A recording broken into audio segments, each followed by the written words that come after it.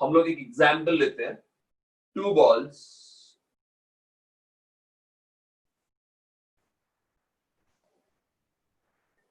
drawn one by one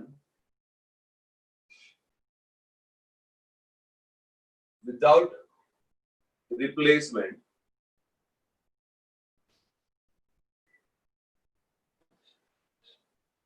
from bag containing 2 red balls and 2 black balls.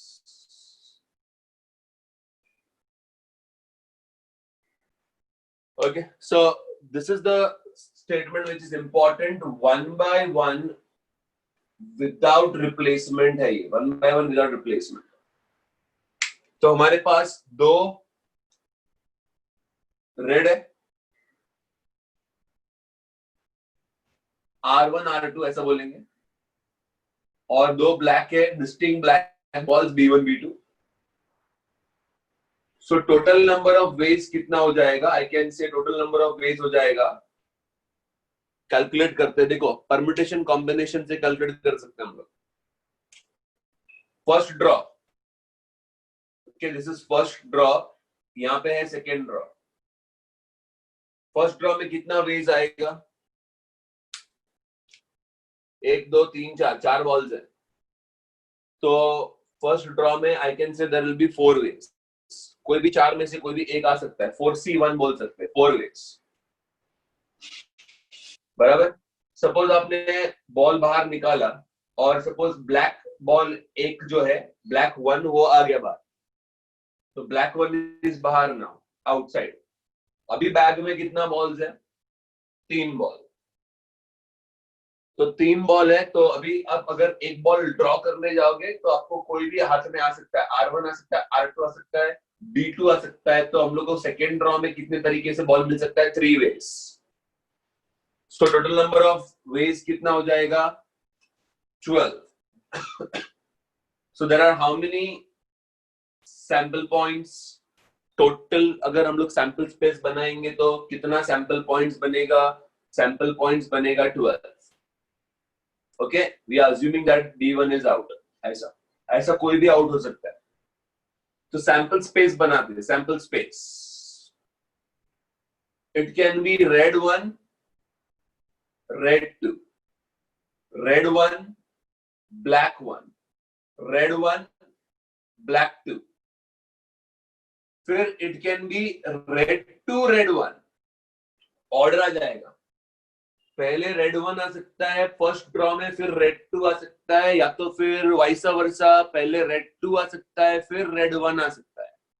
तो आप भी simultaneously मेरे साथ सैंपल स्पेस बनाओ ना, अच्छे से समझेगा इसमें.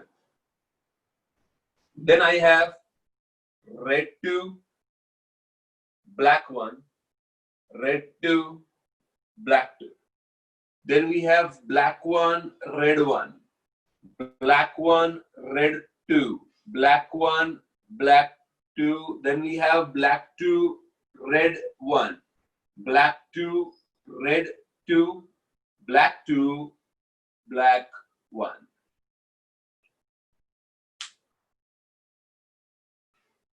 तो हम लोग के पास जैसे 12 सैंपल पॉइंट्स है, वो ऑलरेडी हम लोग ने काउंट कर लिया है. 4 into 3 12. अभी हम लोग इसमें सबसेट्स बनाते हैं, जैसे हम लोग करते हैं events. So I'll say A is the event.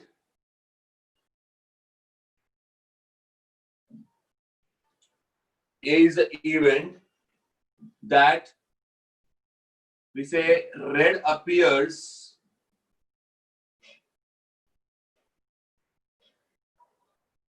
in the first draw.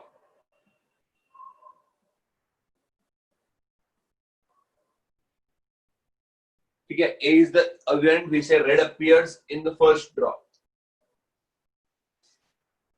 B is the event that black appears in the second draw.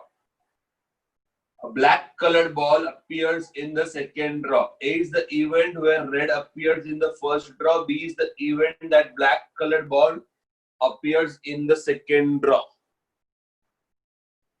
तो इसमें से red appears in the first draw वाले sample points ढूंढ के निकालो. Red appears in first draw. Red appears in first draw. Red appears in first draw. First draw red. First draw red. First draw red. बाकी नीचे के जो 6 sample points है उसमें first draw black है. So red appears in first draw इधर है, ये रहा. That is event A. Event A focus करता है only on first draw. Second draw में जो भी आने दो. Second draw में red आया, black आया, फर्क नहीं पड़ता. But event A says red should appear in first draw. Event B says black should appear in second draw. Black second, black second, black second. यहाँ पे है black second, यहाँ पे है black second. इनमें red है second draw में, तो black should appear in second draw. ये रहा. ये हो गया आपका event B. ठीक है, ये हो गया A. ध्यान से देखना इसको. और ये रीजन हो गया A intersection B. A intersection B मतलब क्या होगा? Red in first draw and black in second draw. Red in first draw and black in second draw. आपको ये सैंपल स्पेस, ये इवेंट्स क्या लिखा है समझा? एवरीबॉडी? हाँ सर. गुड. थोड़ा लेफ्ट What? करो ना कैमरा को. हाँ, कैमरा को थोड़ा लेफ्ट करो ना. लास्ट का स्टार्टिंग का दिख रहा नहीं है.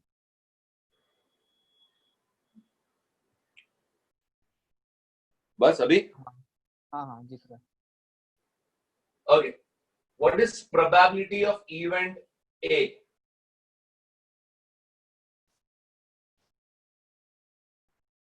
What is probability of event A?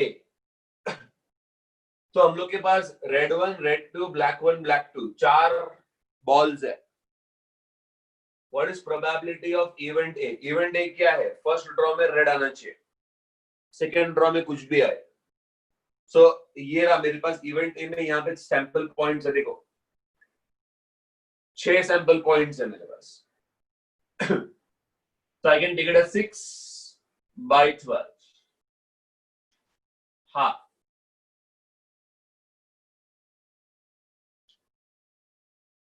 What is probability of event B? तो B मतलब क्या हुआ? Black appears in second draw. Black appears in second draw. 6 sample point. So 6 upon 12 is half.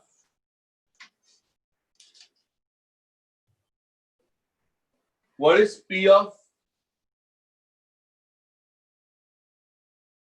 B by? Now ये अलग है थोड़ा. P of B by A. ये तो हम लोग ने पढ़ा हुआ है बहुत बार. तो what is P of B by A? इसका मतलब है probability of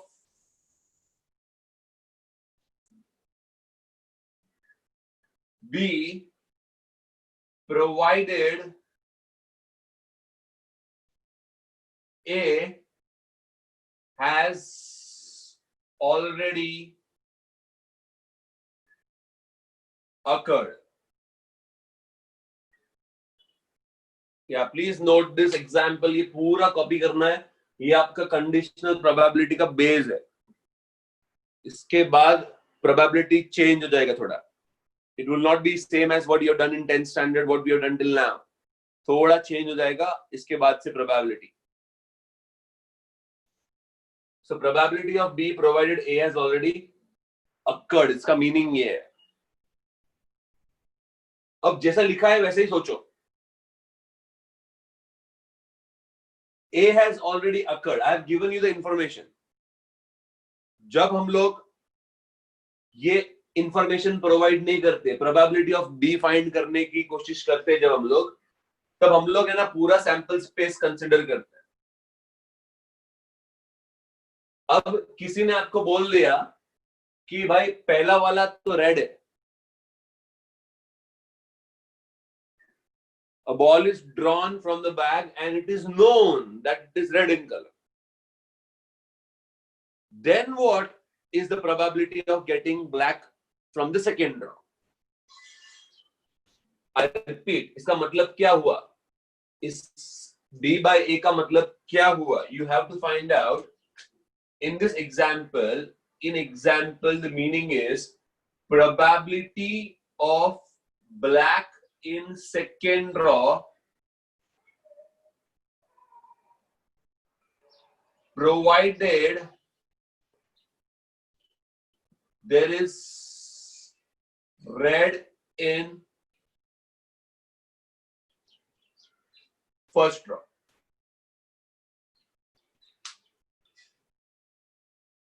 ठीक है, so ऐसा है, मैं आपको अगर एक्स्ट्रा कंडीशन देता हूं फिर प्रोबेबिलिटी नेचुरली चेंज होना है। See, I can take an example. We talk about a family. Let us say a family has 2 children. ना, family has 2 children. तो sample space क्या हो जाएगा? It will be boy 1, boy 2, or it will be boy 1. We can say boy, boy, boy, girl, girl, boy, and girl. Right? ये दोनों orders क्यों लिया है? We are assuming that order means age. So elder sibling, na, this one is younger. Elder is brother, younger is girl, daughter. You can say elder is a girl, younger is a boy. ऐसा ये हो गया open mind, मतलब कुछ information नहीं है मेरे पास। मेरे को किसी ने बोला कि ये फैमिली में 2 children, there are 2 children, find out what is the probability that both are boys. तो मैं बोलूंगा हाँ 1/4। फिर किसी ने तो मुझे इंफॉर्मेशन दी एक्स्ट्रा कि इसमें ना there is at least 1 boy in the family, there is at least 1 boy. तो मेरा सैंपल स्पेस रिड्यूस हो जाएगा। ये सैंपल पॉइंट में कंसिडर ही नहीं करूंगा। अगर कोई मुझे एक्स्ट्रा कंडीशन दे देता है तो फिर इसको कंसिडर करने को सेंस ही नहीं है। Somebody has already told me that the family has at least 1 boy. Now find what is the probability of getting 2 boys. So then the probability reduces because the sample space reduces. So अभी probability हो जाएगा of both boys. ऐसे देखा जाए तो probability of both boys is 1/4. But अगर हम लोग ऐसे देखें where we have both boys, provided at least 1 is a boy. If that's the condition, at least 1 is a boy. If that's the condition, then the probability becomes 1/3.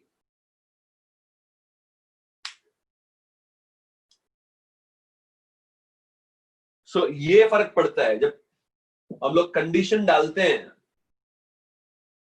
तो फर्क पड़ता है, probability में फर्क पड़ता है। आपका प्रोबेबिलिटी, आपका प्रेडिक्शन थोड़ा और इंप्रूव हो जाता है।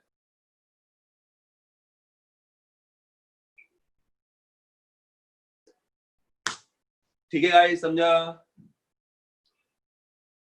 हाँ सर। ओके, ये एग्जाम्पल, ऐसे बहुत सारे एग्जाम्पल है, तो हम लोग वही अभी आगे चैप्टर में करेंगे। But what happens here in this my example, I want probability of black ball in second row provided there is red in first row. तो black ball in second row provided there is red in first row का मतलब है कि पहले मैं अपना sample space reduce कर दूंगा। मेरे पास इंफॉर्मेशन है कि फर्स्ट ड्रॉ में रेड ही आना चाहिए। फर्स्ट ड्रॉ में रेड ही आना चाहिए। तो फिर फर्स्ट ड्रॉ में ब्लैक है वो मैं कंसिडर क्यों करूं? अभी वेस्ट हो गया वो। किसी ने जब मुझे बोला नहीं था तब बराबर था, अब बोल दिया ना कि हाँ there is first ball which is red in colour, now you find the probability of getting second ball as black. Understand the statement. बोला है कि black in second draw provided there is red in first draw. Condition दिया है provided there is red in first draw. तो उस चक्कर में ना सैंपल स्पेस नीचे एनएस नहीं आएगा, एनए आएगा। ये बन जाएगा sample space. Red in first draw वाला बन जाएगा sample space. Now we have to find the probability of getting black as second. तो पहले अपना सैंपल स्पेस रिड्यूस करना पड़ेगा और फिर जाना पड़ेगा उस नए सैंपल स्पेस के अंदर और ढूंढना पड़ेगा कि भाई ब्लैक सेकेंड ड्रॉ में कहां कहां पे है। तो आई विल से, देखो आप ऑलरेडी ए में हो, अभी आपको चाहिए elements which are belonging to second event that is B also. आप ऑलरेडी ए में हो, अभी आपको बी भी होना चाहिए अकर। तो basically you want A and B both to occur. I repeat, you are already in event A, तो ए तो अकर हो ही रहा है, रेड इन फर्स्ट ड्रॉ तो अकर हो ही रहा है। अभी आप बोल रहे हो कि ब्लैक भी होना चाहिए, तो अकर बी भी होना चाहिए। तो अकर अगर बी भी होना चाहिए तो we are talking about this region where A and B both should occur.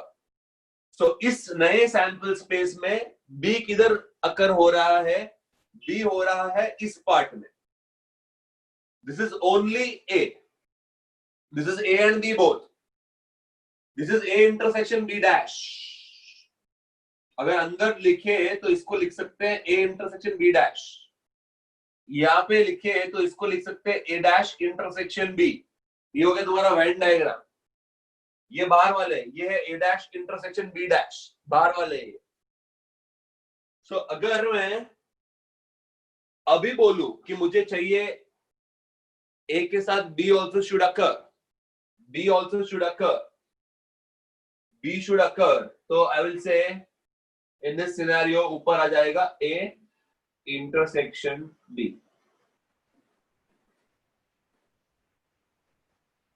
Okay, which can also be written as, ध्यान से देखना ये भी, इसको हम लोग लिख सकते हैं n of A intersection B by n S upon n of A by n S is equals to P of A intersection B upon P of A. तो ये भी बोल सकते हैं, ये भी बोल सकते हैं, दोनों ही राइट है। और अब हम लोग प्रोबेबिलिटी फाइंड करते हैं। चलो प्रोबेबिलिटी का वैल्यू क्या आएगा, let me check the value. तो प्रोबेबिलिटी का वैल्यू क्या आएगा? ए इंटरसेक्शन बी में 4 है, 4 है यहाँ पे, और हम लोग को बोला गया है कि 6 में से 4 का प्रोबेबिलिटी ढूंढना है, 4/6, value will be 2/3।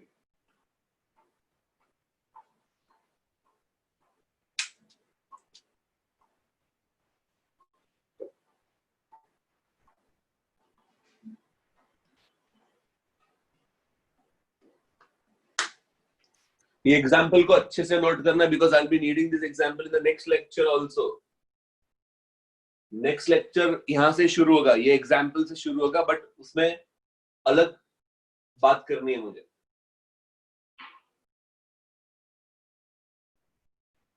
Okay, yes guys, concept clear समझा आपको? Yes sir. तो अभी एक काम करो, you try to find out what is P by A dash, B by A dash। B by A dash का मतलब क्या हुआ? A dash का मतलब क्या हुआ?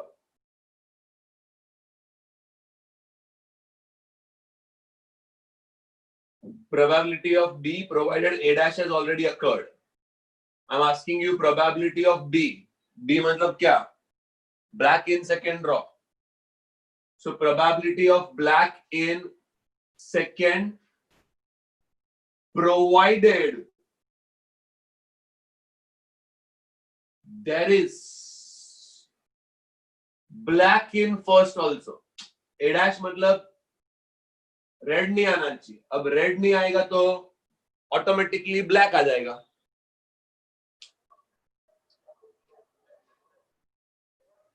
So black in second provided there is black in first.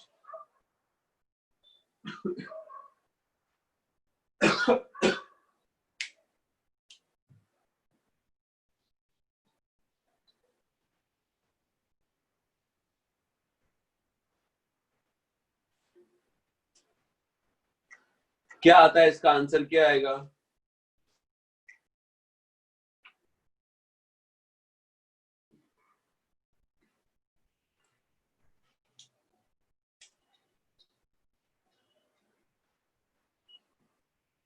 इसमें नीचे आ जाएगा ए डैश, ऊपर आ जाएगा ए डैश इंटरसेक्शन बी.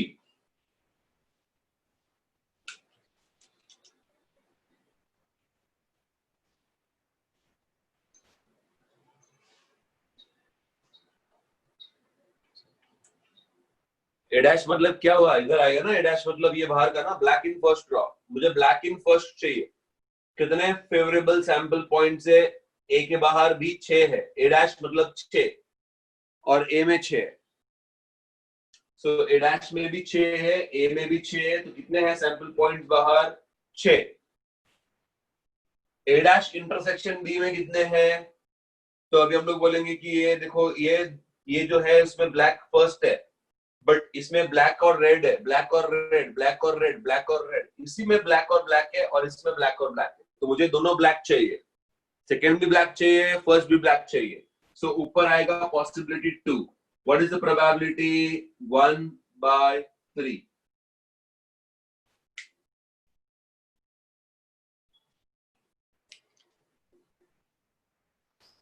थोड़ा कैमरा लाइट में कैमरा लाइट में P/B का लास्ट का पार्ट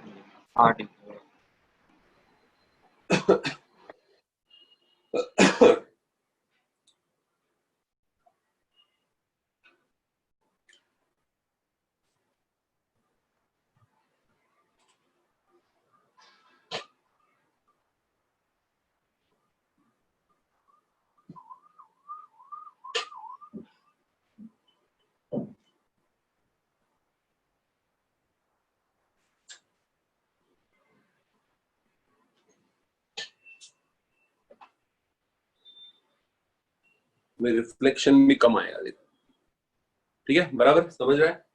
दिख रहा है लेफ्ट राइट पूरा दिख रहा है अभी? Yes sir. ओके. तो my point is P of B देखो, it should have been half, but P of B by A देखो बन गया 2/3. P of B by A dash देखो बन गया 1/3. तो probability of event B changes according to condition. अगर A अकर होता है तो अलग आता है, B अकर होता, सॉरी A dash होता है, अगर A अकर नहीं होता है तो probability अलग आता है. तो इस लॉजिक को हम लोग क्या बोलते हैं? We say since occurrence of A or non-occurrence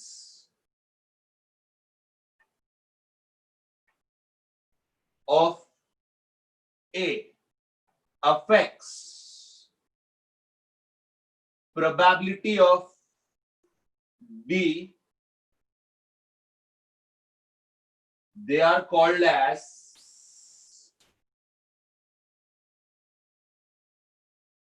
dependent units.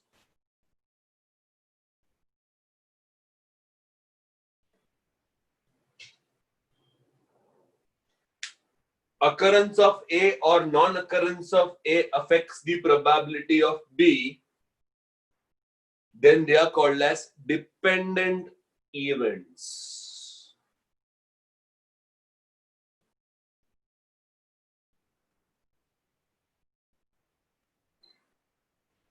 Yes, guys, समझा ये?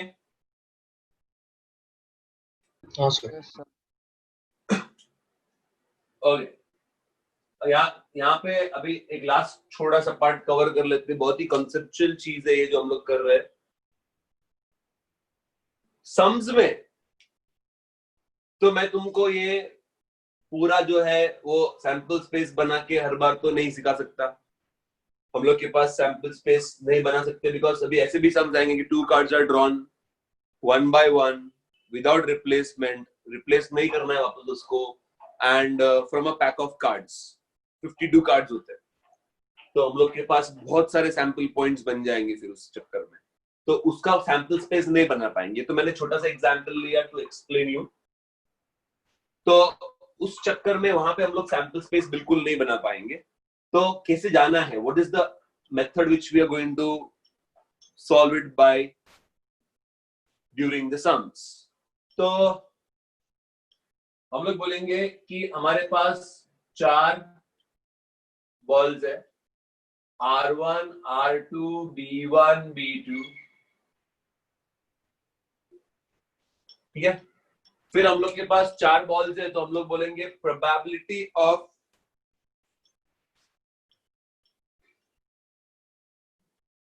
B by. तो सम्स में कैसे करना है देखो, probability of B by A पूछा है। B बाय A पूछा है मतलब black in second provided there is red in first. तो पहले ड्रॉ में रेड 1 जा सकता है या तो रेड 2 जा सकता है, एक ही जा सकता है because there is only 1 draw. तो मैं बोलूंगा चलो भाई रेड 2 को बाहर ले लेते हैं।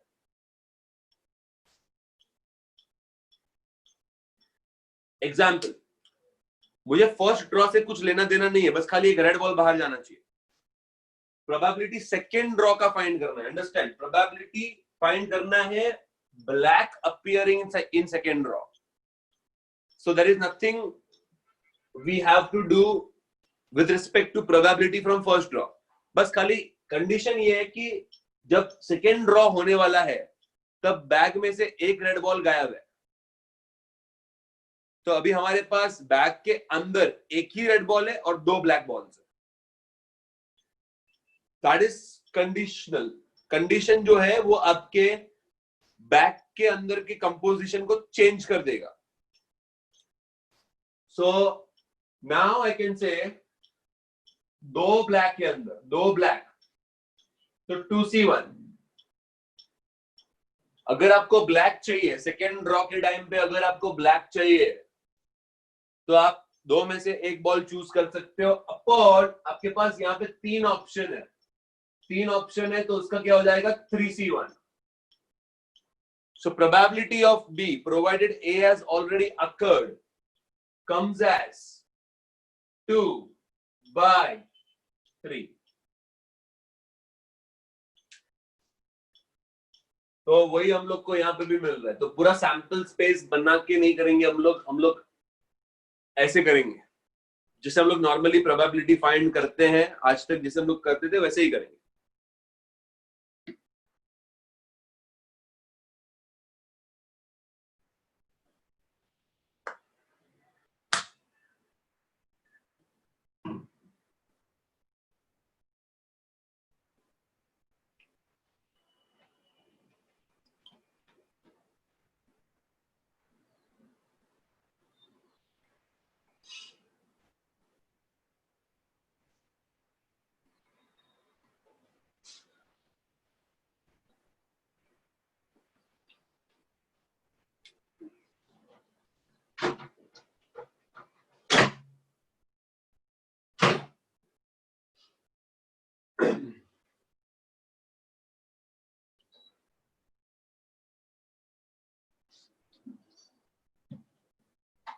ठीक है गाइस, समझा?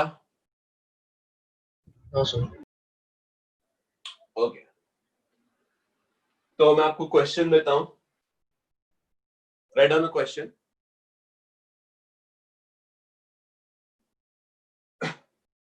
ये रब कर देता हूँ, ठीक है? ये रब कर दूं पूरा? हाँ सर। तुमने नोट कर लिया ना? डिपेंडेंट इवेंट्स क्या होता है पता चल गया ना आपको? Probability of B depends on the occurrence of the non occurrence of A. अगर पहले में रेड है तो probability of black in second draw बढ़ जाता है.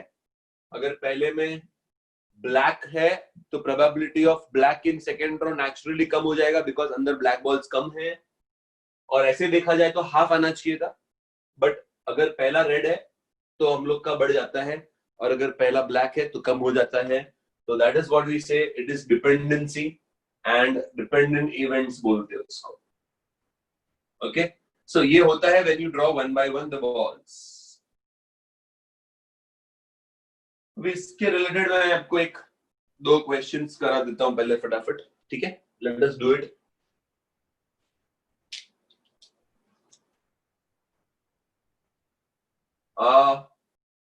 To dice are rolled.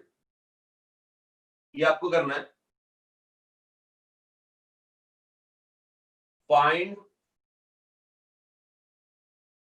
probability that sum is 10 provided a number on first die is odd.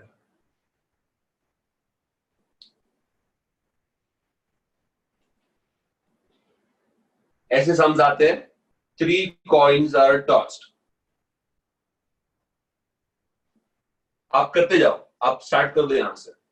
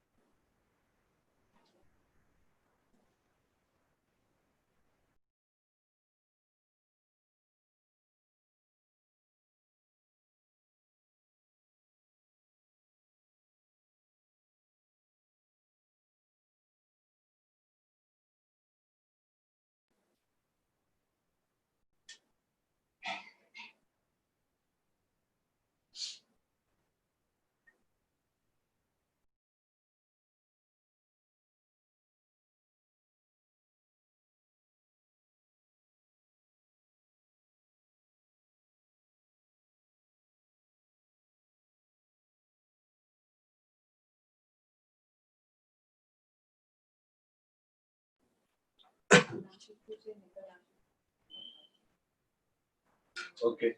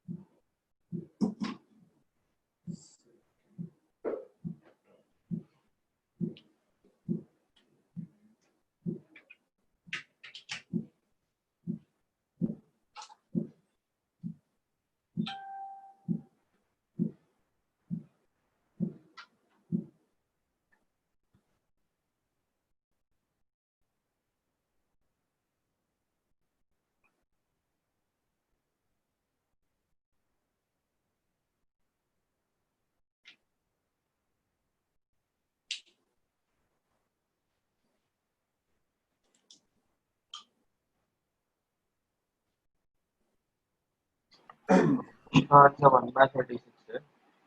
क्या है फर्स्ट आंसर? 1/36। ओके, तो हम लोग को पूरा जो है थियरी में लिखना पड़ेगा। Will write like this theory में कि फर्स्ट डाई गॉड, तो दिस इज इवेंट ए, ठीक है। फिर सम इज 10 को हम लोग इवेंट बी बोलेंगे। हम लोग को फाइंड आउट करना है probability of event B provided A has already occurred. तो सैंपल स्पेस तो बहुत हो ही आएगा, 1 1 1 2 1 3 के लिए 36 सैंपल पॉइंट्स आएगा। बट उसके अंदर मैं ए को अगर ढूंढूंगा तो फर्स्ट वन इज ऑड ना, तो मुझे लेना है 1 1 1 2 1 3 1 4 1 5 1 6। फिर मुझे वो 2 वाला पूरा रो नहीं लेना, 3 वाला रो लेना पड़ेगा। 3 1 3 2 3 3 3 4 3 5 3 6। यहाँ पे आपके पास ऑप्शन नहीं, आपको सैंपल स्पेस ही बनाना है। And then we are going to have 5 1 5 2 5 3 5 4 5 5 5 6। ये हो गया आपका इवेंट है।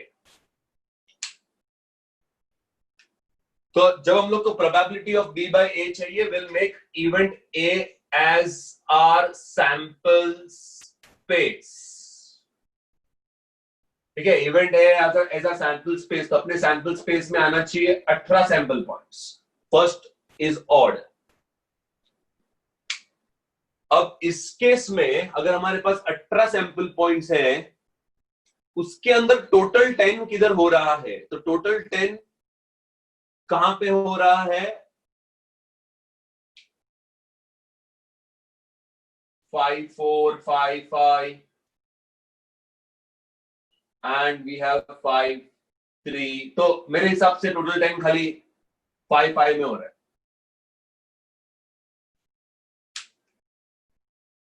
That is the only sample point which is belonging to A intersection B.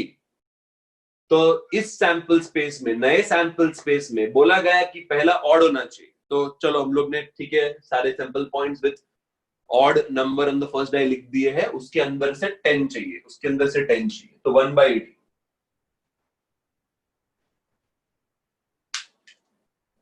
ये समझा ये? Yes sir. ओके,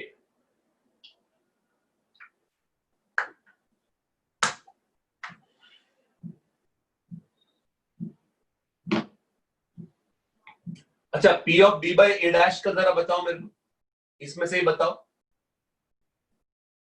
बिना सैंपल स्पेस क्रिएट किए बताओ।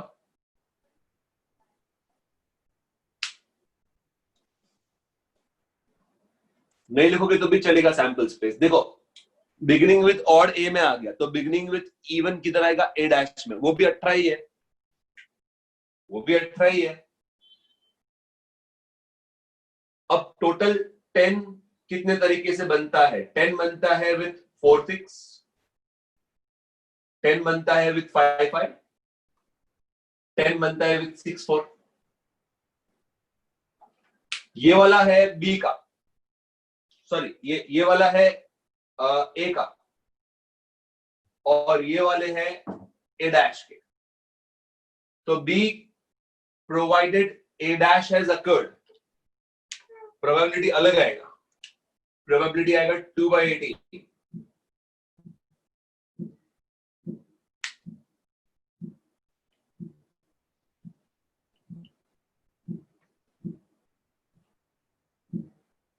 गाइस समझा ये? हाँ सर। ऑड में एक ही है 5 5, इवन में लेकिन 2 है, ए डैश में 2 है जिसमें 10 मिलेगा। टोटल सैंपल स्पेस में से 3 है। So probability of B is not fixed and therefore we say B is dependent on A. अगर A अकर हुआ तो कुछ और आएगा, अगर A डैश अकर हुआ तो कुछ और आएगा।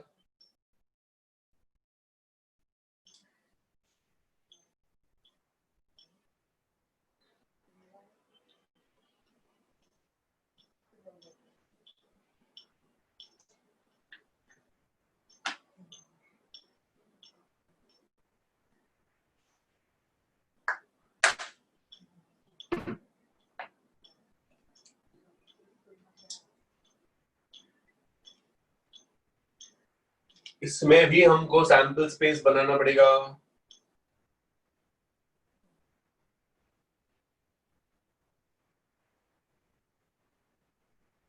HTH, HTT, then we have THH, THT,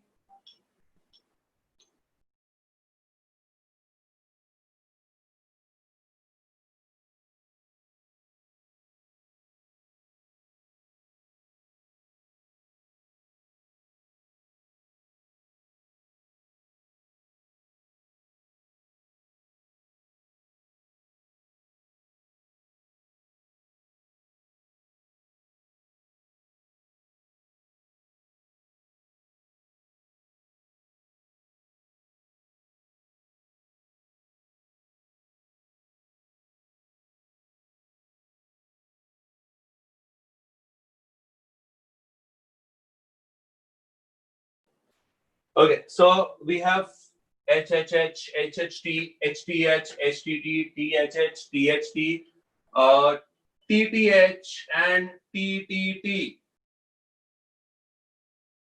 Okay, तो ये हो गए हमारे सैंपल पॉइंट्स। नाउ इसमें हम लोग को फाइंड आउट करना है probability of at most 2 heads provided there is at least 1 head। Provided at least 1 head को हम लोग बना देंगे इवेंट बी।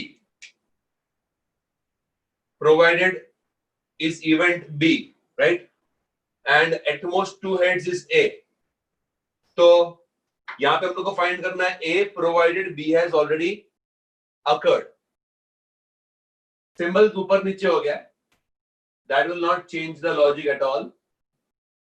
सो अभी पहले हम लोग को बी ढूंढना है, बी वाले सैंपल पॉइंट्स ढूंढने हैं, फिर उसके अंदर ए वाले सैंपल पॉइंट्स ढूंढने हैं। सो बी वाले सैंपल पॉइंट्स किधर है? At least 1 head occurs, at least 1 head occurs. ये पूरा है 7 है, 7 sample points with B. In that I want to find out at most 2 heads। at most 2 heads मतलब क्या हो गया? max to max 2 heads चाहिए। 0 रहेगा तो भी चलेगा, 1 रहेगा तो भी चलेगा, 2 रहेगा तो भी चलेगा, लेकिन 2 के ऊपर नहीं चाहिए। तो फिर वो तो ये वाला रीजन हुआ ना, दिस इज रीजन ए।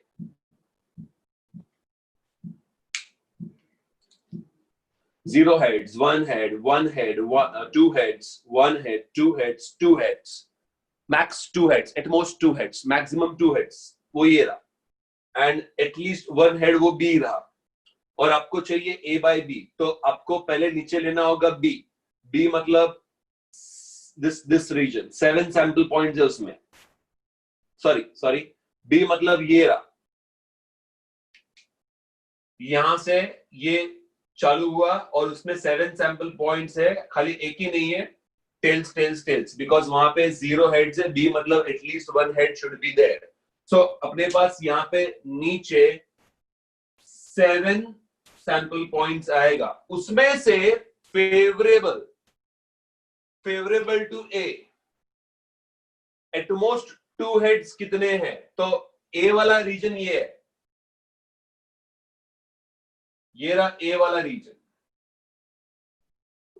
तो बी रीजन में से अभी हम लोग को ढूंढना है कि ये ए को कितने बिलोंग करते हैं। 1 2 3 4 5 6 ये आते हैं इंटरसेक्शन।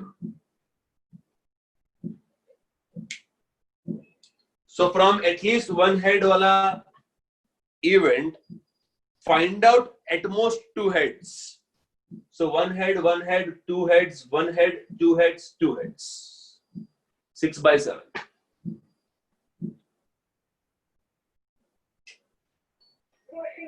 नहीं समझा? Everybody समझा कि नहीं समझा ये? समझा। Okay.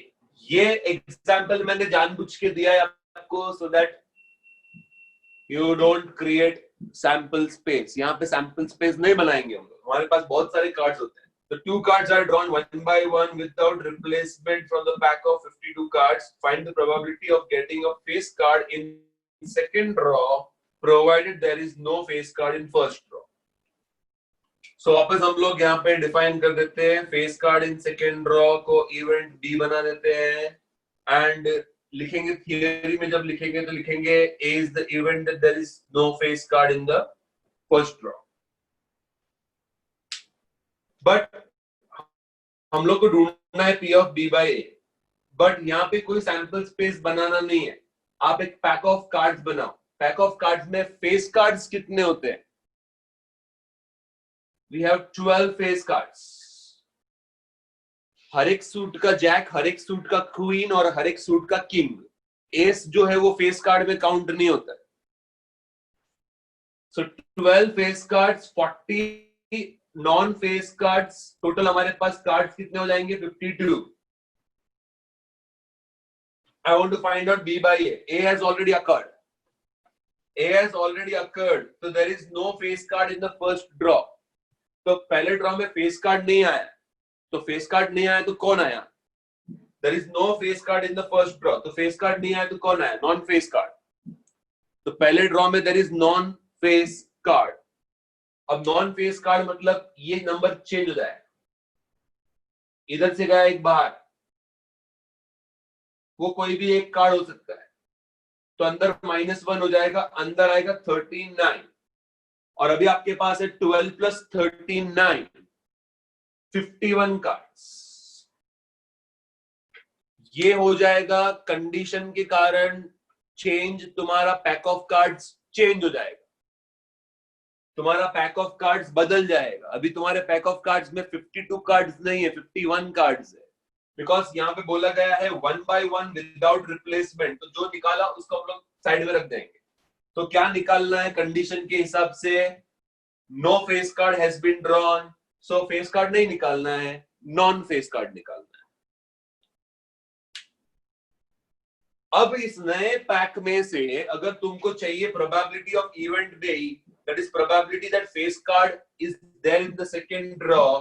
Face card is there in the second draw में आएगा 12C1 upon 51C1.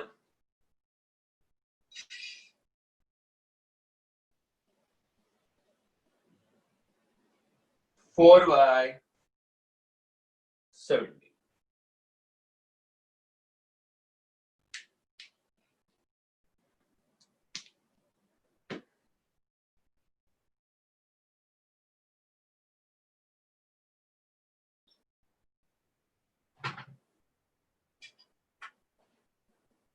Yes, guys, ये examples आपको समझा?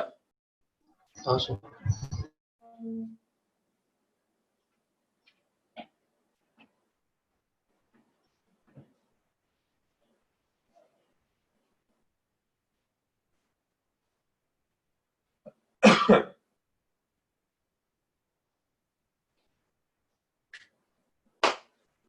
Okay.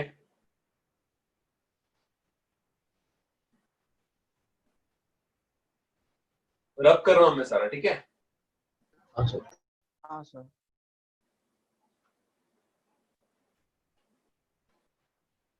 Okay, then we go to the next level. यही है कंडीशनल प्रोबेबिलिटी है. थोड़ा ऊपर जाएंगे अभी एग्जांपल्स में.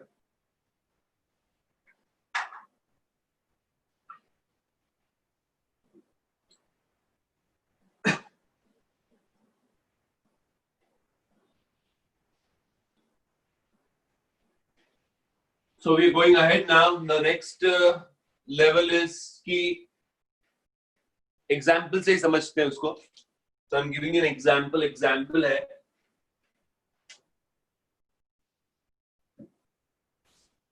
a bag. You can simultaneously write down. A bag contains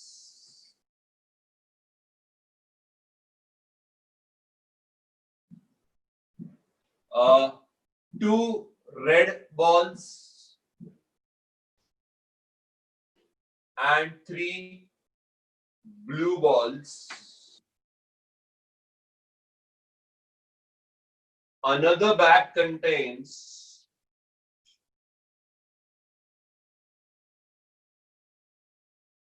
3 red balls and 2 blue balls. Vice versa हो जाएगा.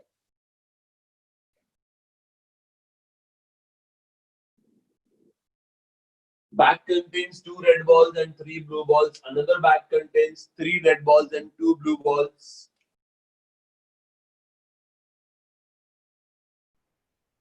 Okay.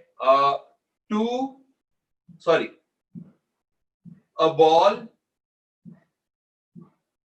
is picked up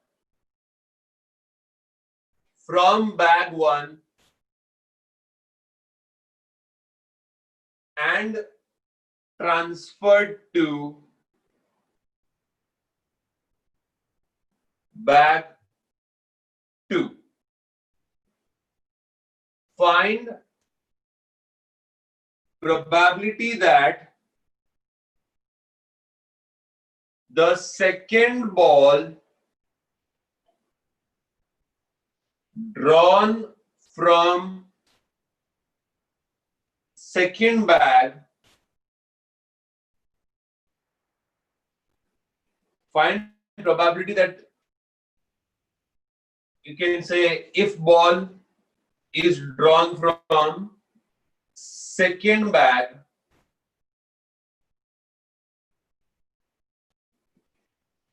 it is red in color. Find the probability that the ball is red in color if it is drawn from second bag.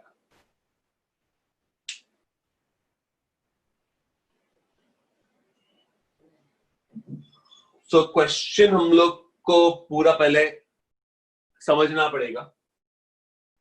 Okay, sample space बना सकते हैं but हम लोग sample space नहीं बनाएंगे definitely. So how are we going to do this? See, पहले तो हम लोग इसको पिक्चराइजेशन कर देते हैं ना. हमेशा प्रोबेबिलिटी के सम्स में that will help you. So we are going to picturise this. पहले मेरे पास है बैग 1. ठीक है, बैग 1 में मेरे पास है 2 रेड बॉल और 3 blue ball.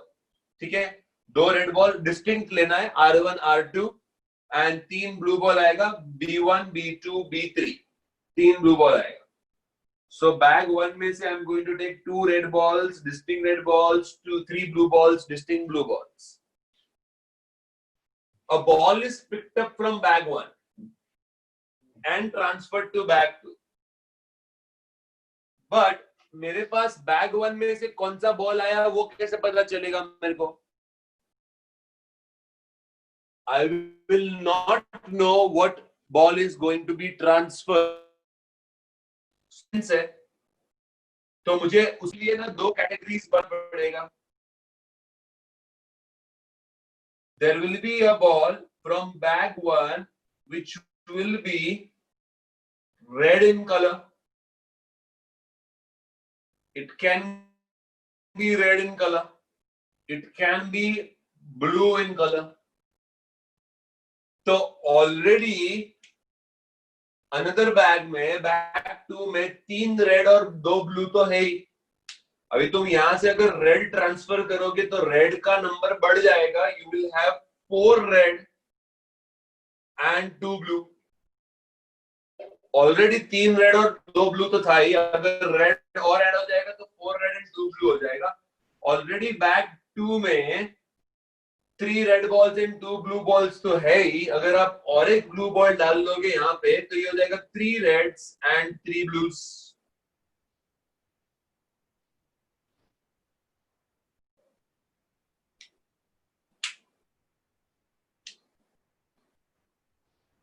Four red and 2 blue, यहाँ पे हो जाएगा 3 रेड एंड 3 ब्लू. ये हो जाएगा बैग 2 में changes because of this connection.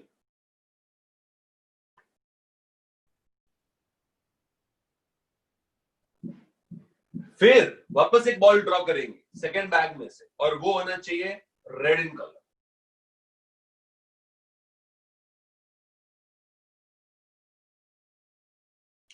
सो अब यहां से हम लोग जब ड्रॉ करेंगे तो रेड आना चाहिए. यहां से जब हम लोग ड्रॉ करेंगे तो रेड आना चाहिए.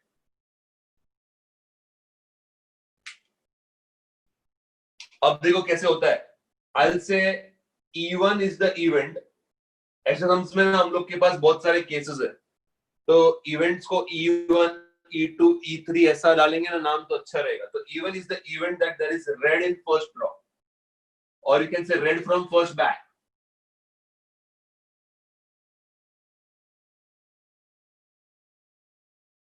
Okay, E2 is the event that there is a black from first back. Sorry, black तो है नहीं, blue from first back.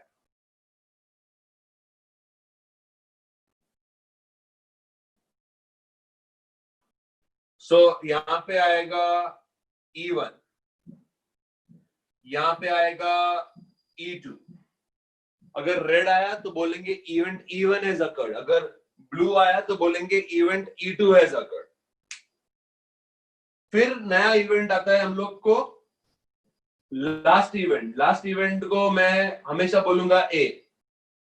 Last event, आगे वाले इवेंट को मैं बोलूंगा E1, E2, E3, E4, E5 और लास्ट इवेंट को मैं बोलूंगा ए. सो ए क्या होगा? ए हो जाएगा red from second back. Red from second back.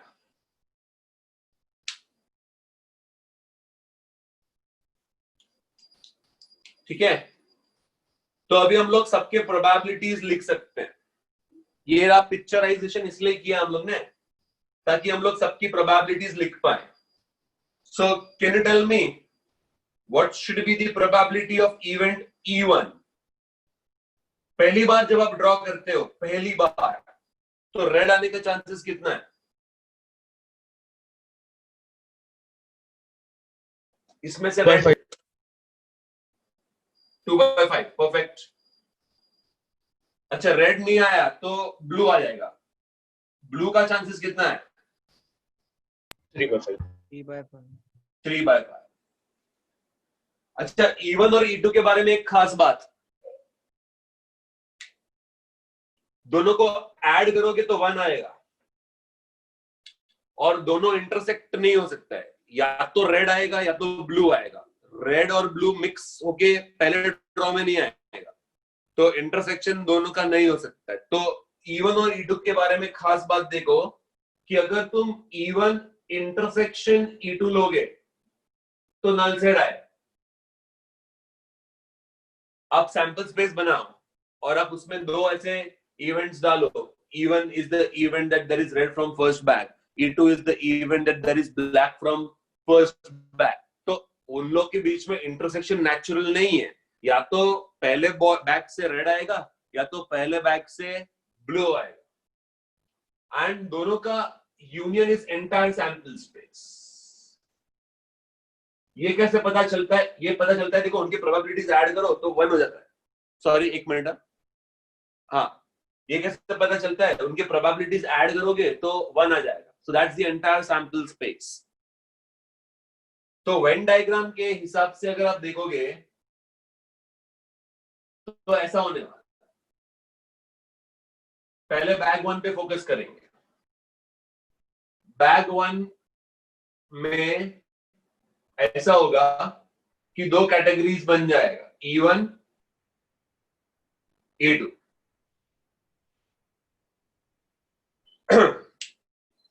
Red in first draw वाले इधर डाल देंगे, ब्लू इन फर्स्ट ड्रॉ वाले इधर डाल देंगे separate. You can't have read and blue both in first draw. दोनों कैसे हो सकता है? हम लोग एक ही बॉल निकाल रहे हैं, तो इसलिए इंटरसेक्शन नल सेट हो गया.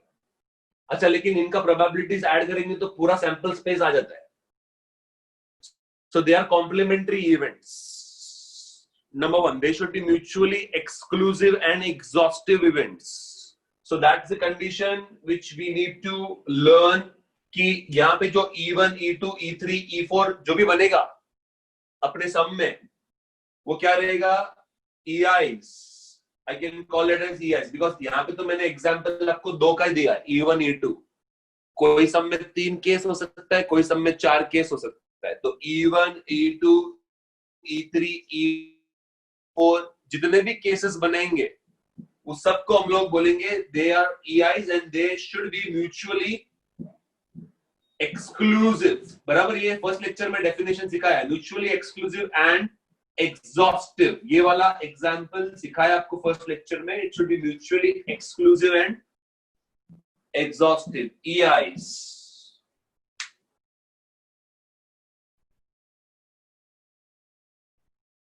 अभी इवेंट ए के पास जाते हैं. इवेंट ए है रेड बॉल फ्रॉम सेकेंड.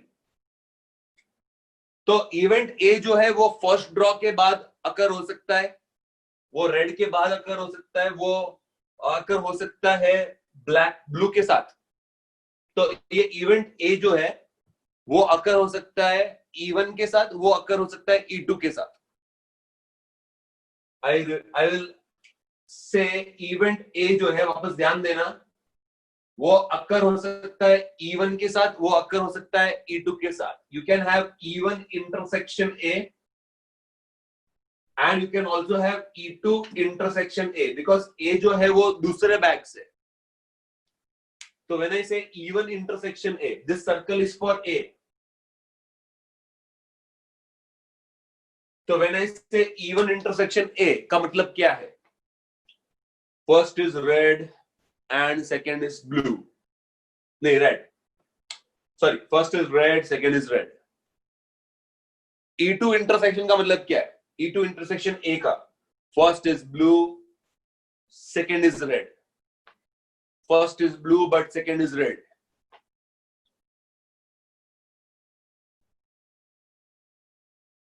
तो इवेंट A मतलब red from second bag, directly second bag से रेड नहीं आएगा. It has to be a connected event.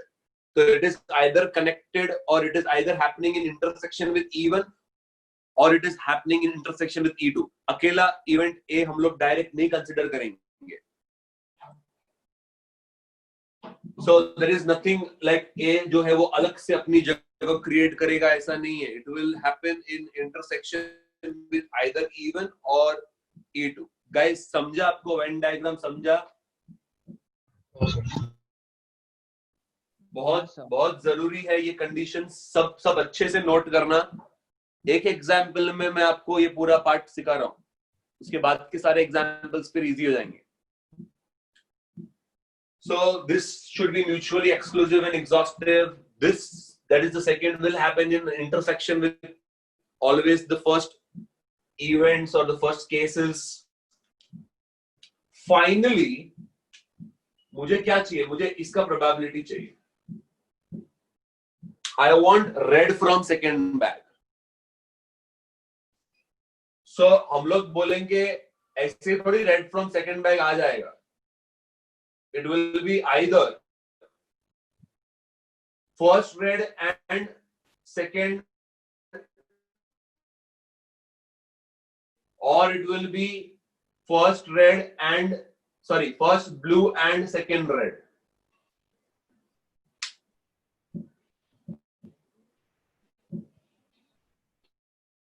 ठीक है. सो ऐसे ही नहीं आने वाला है ऑब्वियसली. अभी हम लोग इसको बोलेंगे X यूनियन Y. या तो ये होगा या तो ये केस होगा. वो तो हम लोग ओरली भी बोल सकते हैं. सो एमसीक्यूज में ये पूरा लिखना नहीं पड़ेगा आपको. एमसीक्यूज में आप खाली डायग्राम में से खत्म कर दो. बट आज मुझे आपको फॉर्मूला समझाना था, उसका बैकबोन समझाना था. That's why I am doing it. But MCQs में मैं आपको बताऊंगा कैसे अपने को डायरेक्ट जाना है. फिलहाल के लिए X यूनियन Y क्या होता है? P of X, ये मैंने वीडियो लेक्चर में बताया था एडिशन थ्योरम में. P of X plus P of Y minus P of X intersection Y. तो माइनस इन दोनों का इंटरसेक्शन करना पड़ेगा, बट इन दोनों का इंटरसेक्शन नहीं है. You see, E1 intersection A is here and E2 intersection is here. They are already exclusive. So अपने को क्या मिलेगा? अपने को मिलेगा P of X plus P of Y. इससे बन जाएगा A minus 0.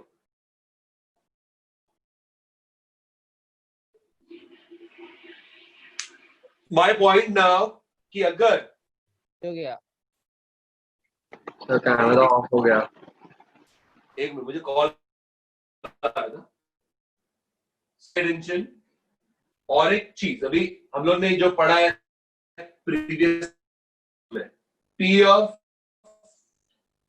B by A क्या होता है? P of B by A. तो हम लोग नीचे लिख सकते हैं P of A, N of A भी लिख सकते हैं, बट P of A भी लिख सकते हैं, और ऊपर आएगा P of A intersection B. बराबर है गाइस? ये अभी किया अपन ने फॉर्मूला, यस सर। राइट? तो what is P of A intersection B? What is P of A intersection B? P of A intersection B is P of A into P of B by A. This is called as multiplication theorem. Last lecture हम लोग ने addition theorem पढ़ा था, इसको हम लोग बोलेंगे multiplication theorem. तो जैसे जैसे नीड आ रहा है मैं वैसे वैसे कॉन्सेप्ट्स इंट्रोड्यूस कर रहा हूं। इसको बोलते हैं मल्टीप्लिकेशन थियरम। एक्चुअली इसको बोलते हैं multiplication theorem for dependent events. फिलहाल हमारे इवेंट्स डिपेंडेंट है। रेड चाहिए अगर आपको सेकेंड बैग में से, वो पहले बैग पे डिपेंडेंट है कि भाई पहले बैग से क्या ट्रांसफर हुआ है। So if I go by this,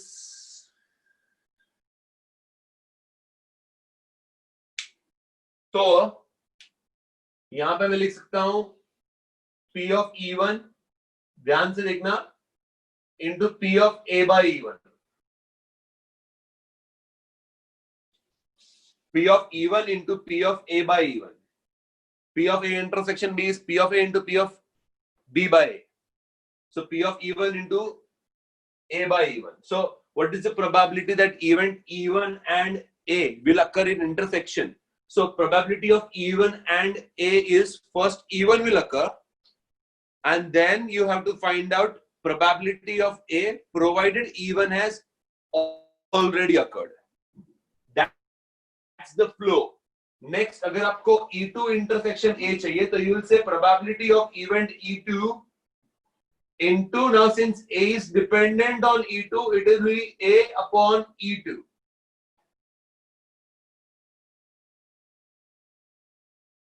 Yes. So finally मेरे पास values है। P of E1 डालूंगा मैं 2/5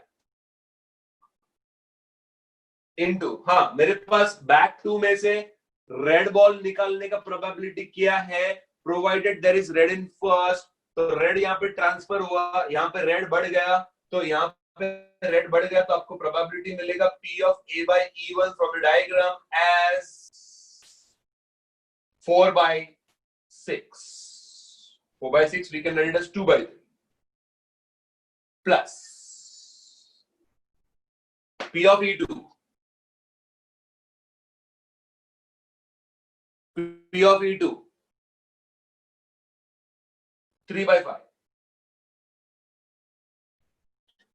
into बैक 2 में से प्रोबेबिलिटी हम लोग को लेना है of the ball red provided it is blue from first.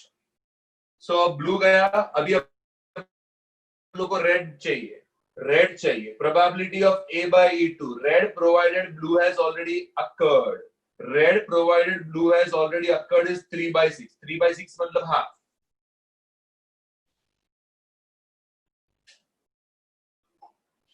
इस अभी हम लोग को एलसीएम लेना है। Tell me the final value here please.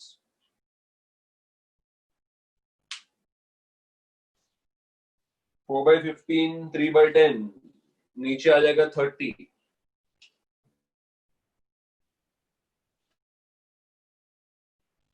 इधर 8 और इधर 9। इंडिपेंडेंटली आप चेक करो 17/30 आ रहा है क्या? हाँ सर।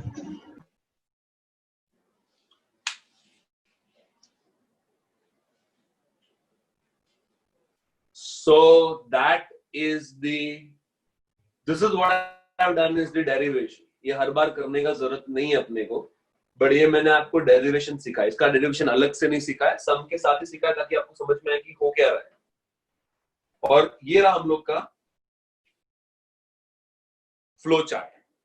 ये आपके क्वेश्चन का बैकबोन है. अगर तुमने ये बना दिया मार्क्स मिल जाएगा, बिकॉज इसके बाद तो खाली हम लोग को कैलकुलेशन ही करना है.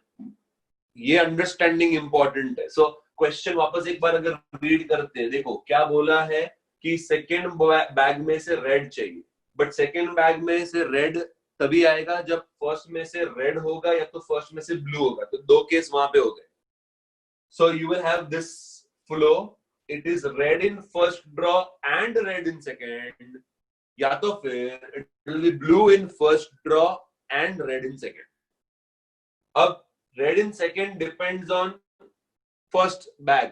फर्स्ट बैग में से रेड आया तो अलग होगा, फर्स्ट बैग में से ब्लू आया है तो अलग होगा. तो इसके लिए मुझे वो दोनों केसेस कंसिडर करने पड़ेंगे. तो एमसीक्यूज में डायरेक्ट हम लोग डायग्राम बनाएंगे और लिख देंगे 2/5 इंटू 4/6 प्लस 3/5 इंटू 3/6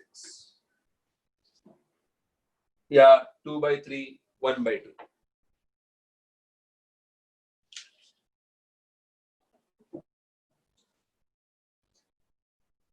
एक बार अच्छे से ये सम को देख लो गाइस, और फिर बताओ मुझे और कुछ अगर आपको इसमें सिखाना है. ये नोट कर देना, मल्टीप्लिकेशन थ्योरम बोलते इसको. लास्ट लेक्चर वो यूनियन वाला जो थ्योरम पढ़ा था उसको एडिशन थ्योरम बोलेंगे, और जो इंटरसेक्शन वाला थ्योरम पढ़ेंगे उसको मल्टीप्लिकेशन थ्योरम बोलेंगे. जो इंटरसेक्शन वाला थ्योरम है that's multiplication theorem.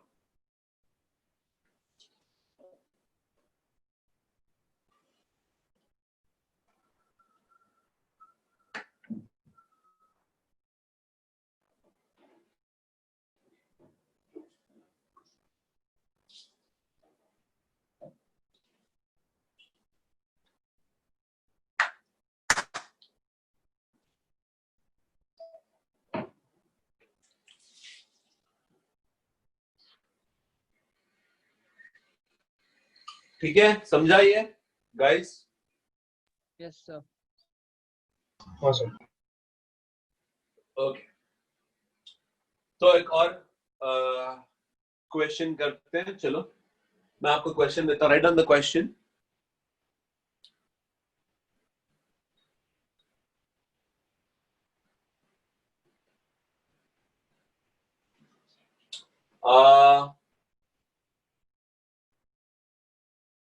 Okay, 1 minute.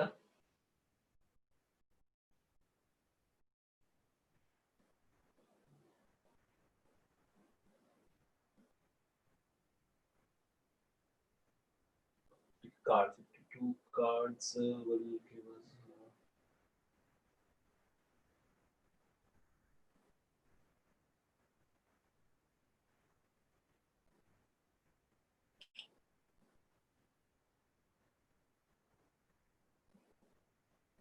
Okay, ठीक है. Write down the question.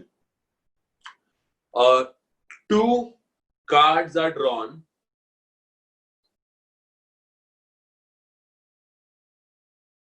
One by one without replacement. Two cards are drawn one by one without replacement.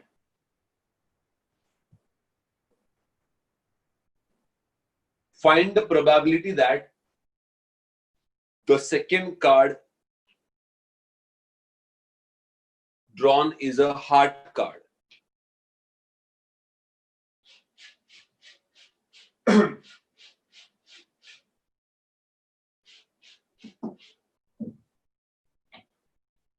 अभी second card drawn is a heart card चाहिए. सोचो जरा.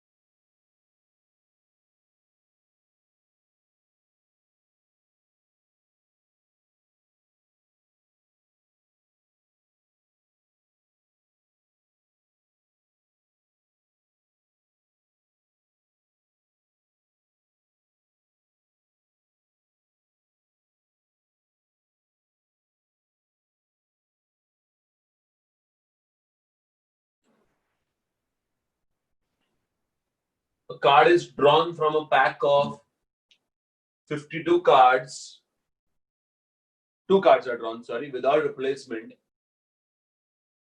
find the probability that the second card is a heart card. अब आप सोच रहे हो second card heart card चाहिए, तो नेचुरली हमको मालूम होना चाहिए ना कि फर्स्ट कार्ड में क्या आया है, right?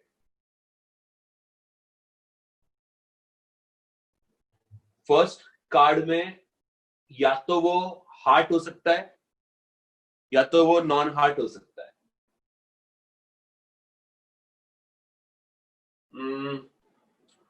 Second is a heart card. I can directly actually find probability. आप ट्राई करो, एक मिनट मैं भी ट्राई करता हूँ, because I've just framed the question.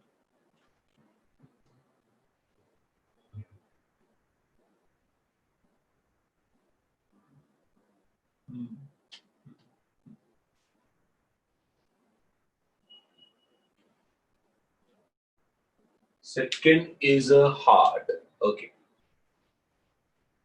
Yes, हो गया, ठीक है. चलो, second is a heart card अगर हम लोग को चाहिए, तो हम लोग को मालूम है कि सेकेंड ड्रॉ के टाइम पे बैग में या पैक में 51 कार्ड्स ही है. अब 51 कार्ड्स है, उसमें से हार्ट कार्ड चाहिए, बट हम लोग को ये नहीं मालूम है कि पहले ड्रॉ में हार्ट गया है कि नहीं गया है, क्योंकि अगर पहले ड्रॉ में हार्ट गया है तो तुम्हारे पास नंबर ऑफ हार्ट कार्ड्स कम हो जाएंगे, और अगर पहले ड्रॉ में हार्ट कार्ड नहीं गया है तो number of heart cards same रहेंगे. That's why there are 2 cases. तो जब भी ऐसा 2 केस बन जाता है या 3 केस बन जाता है या ज्यादा केस बन जाता है, we say we have to use that total probability logic जो भी हम लोग ने किया था. मैं आपको वापस बताता हूं. The question will start like this कि हमारे पास टोटल कितने कार्ड्स है? 52 कार्ड्स. 52 कार्ड्स में से 13 हार्ट कार्ड्स है और बाकी जो 39 है वो नॉन हार्ट कार्ड्स है. अब 2 केस होगा. ये 13 हार्ट कार्ड्स है, पहले उसमें से अपने को एक कार्ड ड्रॉ करना है, मतलब 52 कार्ड्स में से, because there are 2 cards drawn 1 by 1. तो पहला ड्रॉ के बाद 2 केस होगा. फर्स्ट ड्रॉ में हार्ट है,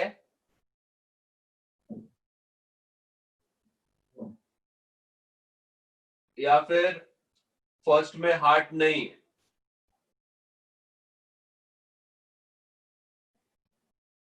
फर्स्ट ड्रॉ में हार्ट है, फर्स्ट ड्रॉ में हार्ट नहीं है. 2 केस. अब अगर फर्स्ट ड्रॉ में हार्ट है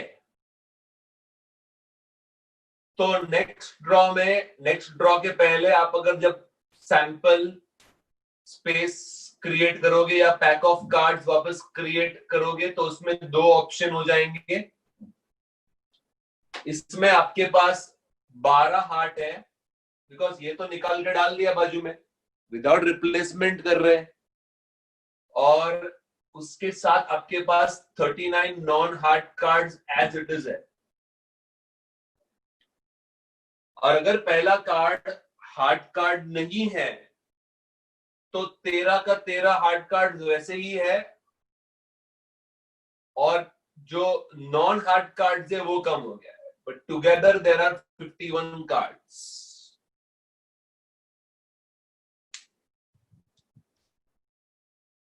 So they are saying you find the probability that second is heart card, but जब 1 by 1 विदाउट रिप्लेसमेंट है तो सेकेंड वाला फर्स्ट वाले पे डिपेंड करेगा.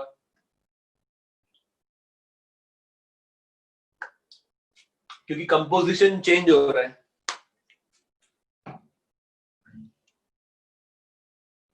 अभी हम लोग बोलेंगे A is the event, that second is heart.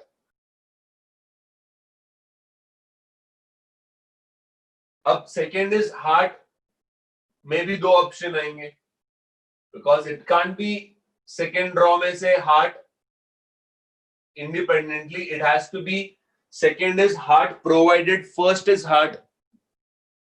या तो फिर कंडीशन ऐसा निकलेगा कि भाई second is heart provided first is a non heart. Because second heart जो है वो ऐसी थोड़ी आ जाएगा डायरेक्टली, फर्स्ट पे डिपेंड करेगा.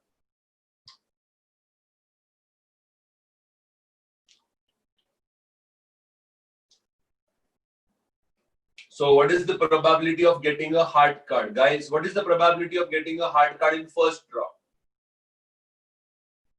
13/52. 13 by 1/4 no? 52.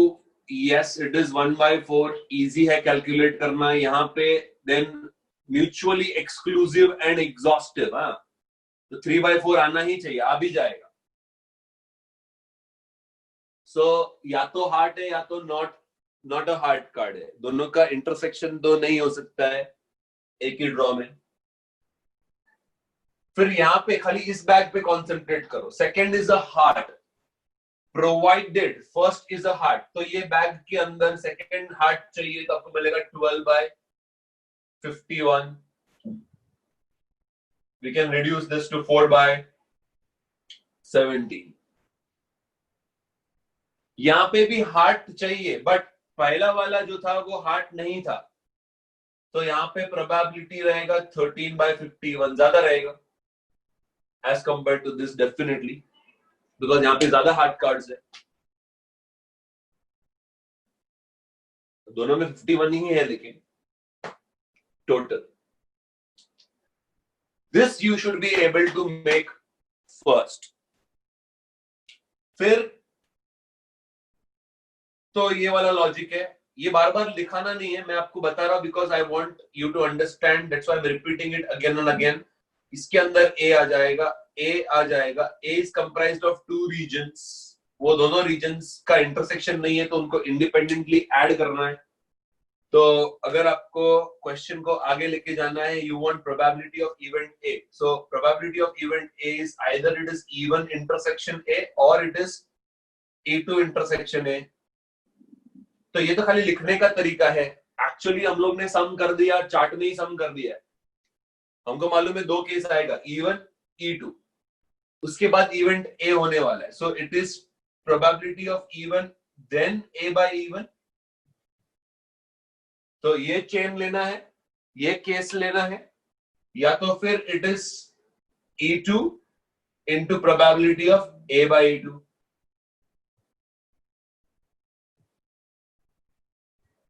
So probability of E1 is 1/4 into मैं नीचे 51 ही रखता हूँ, 12/51 बिकॉज बाजू में भी वही है, प्लस E2 3/4 इंटू इसका हो जाएगा 13/51. 12 plus 39 upon 204. 51 upon 204.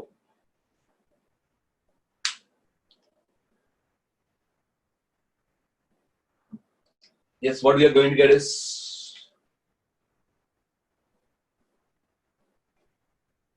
1/4.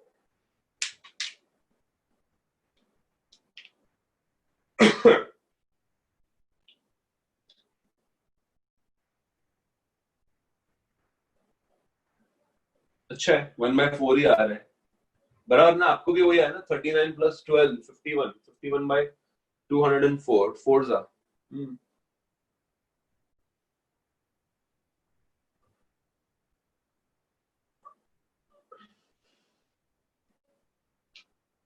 गाइस समझा क्या?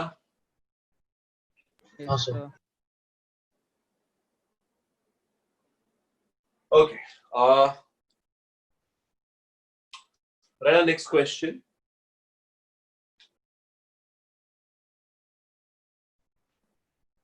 इसके बाद एक फॉर्मूला बेस्ड सम कर लेते हैं. ये वाला क्वेश्चन आप ट्राई करो. क्वेश्चन है, a year is selected at random. Okay, see carefully, a year is selected at random. इस बार मैंने आपको बोला नहीं है लीप ईयर है या नॉन लीप ईयर है. इस बार मैंने आपको बोल दिया है a year is selected at random. Find the probability that it has 53 Sundays. Find the probability that it has 53 Sundays.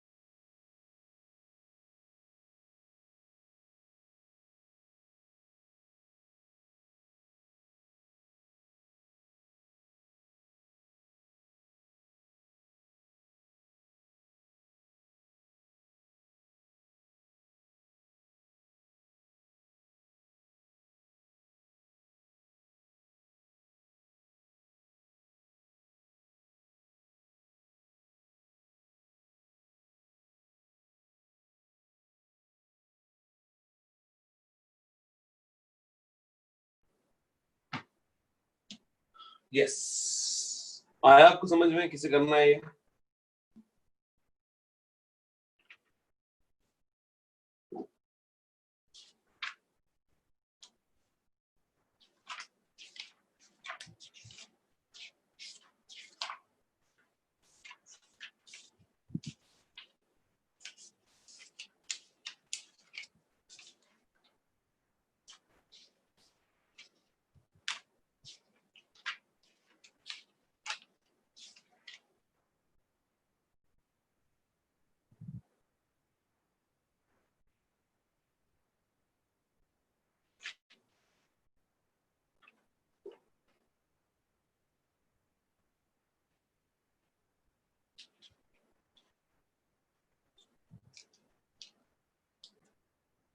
Okay,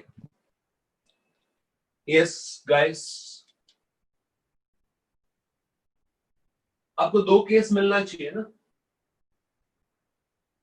so we can make like this, year selected randomly.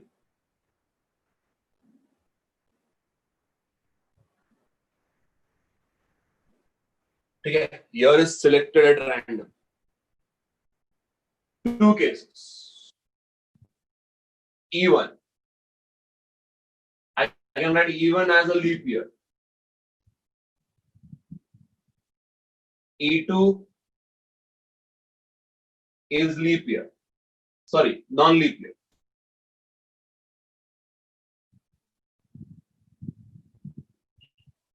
E1 is a leap year, E2 is a non-leap year. अभी leap year में हमारे पास 52 weeks है plus 2 extra days है, ये तो हम लोग ने सम किया हुआ है लास्ट लेक्चर। और नॉन लीप ईयर में 365 डेज है, 364 का बनेगा 52 वीक्स, अगेन 52 वीक्स है एंड प्लस 1 एक्स्ट्रा डे।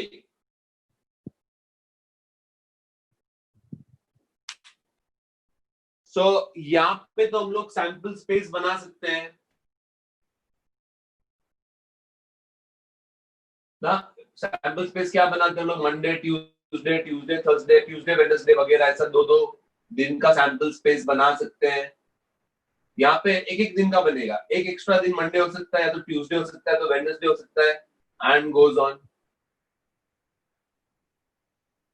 तो 52 वीक्स में 52 संडेज तो होते ही है। So if A is the event that particular year has 53 Sundays, तो 52 संडेज तो होते ही है। अब what is the probability that in a leap year we have 53 Sundays? It is 2/7। ये मैं डायरेक्ट कर रहा हूं, अपन ने किया हुआ है, इसलिए a बाई इवन का हो जाएगा 2/7। अगर नॉन लीप ईयर है तो एक ही एक्स्ट्रा दिन है, तो ये 7 पॉसिबिलिटीज में से एक्स्ट्रा संडे मिलने का, 52 संडेज तो होते ही है, एक्स्ट्रा संडे मिलने का प्रोबेबिलिटी क्या है? 1/7।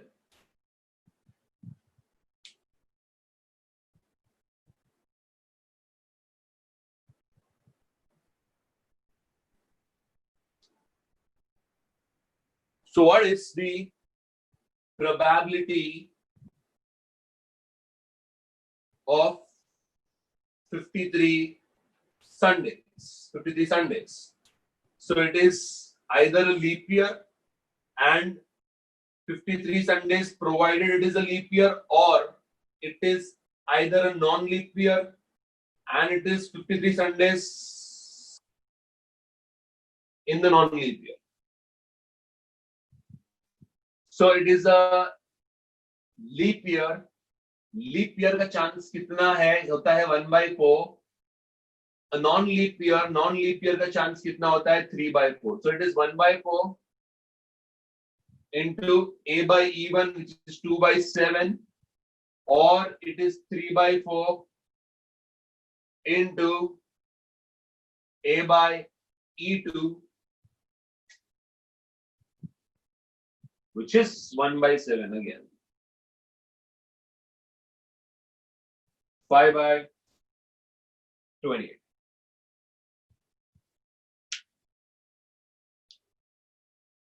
Any doubts? You can tell me.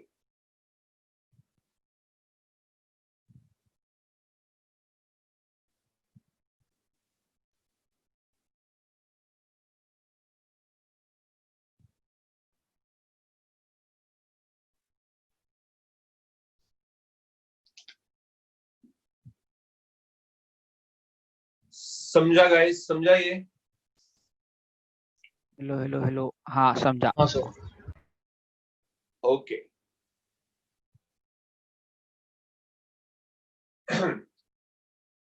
सो ऐसे हम लोग फटाफट कर सकते हैं क्वेश्चन।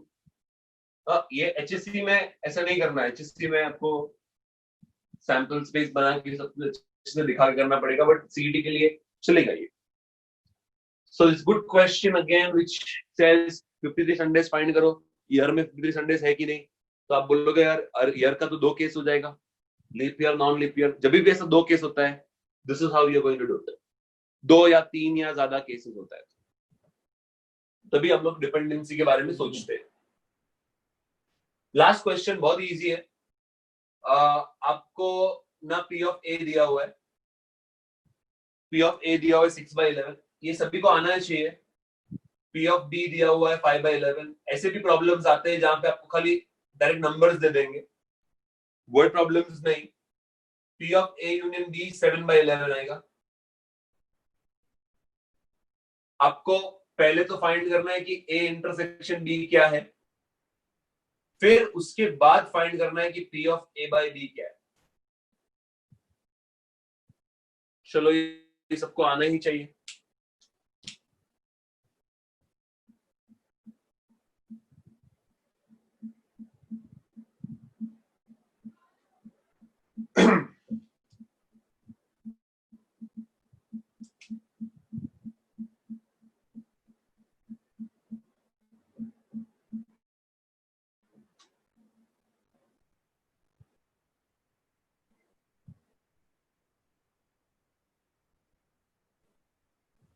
पहले एडिशन थ्योरम लगाना है।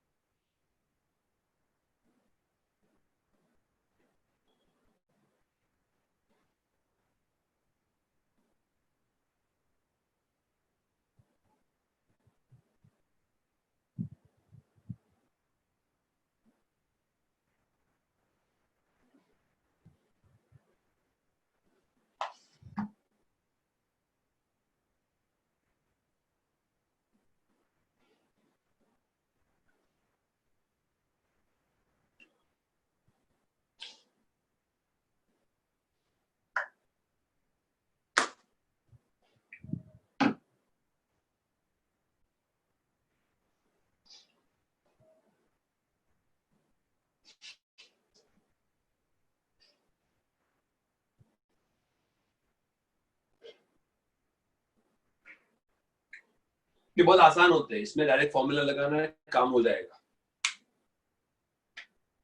पहले एडिशन थ्योरम फिर मल्टीप्लिकेशन थ्योरम। तो ये दोनों पे एक एग्जांपल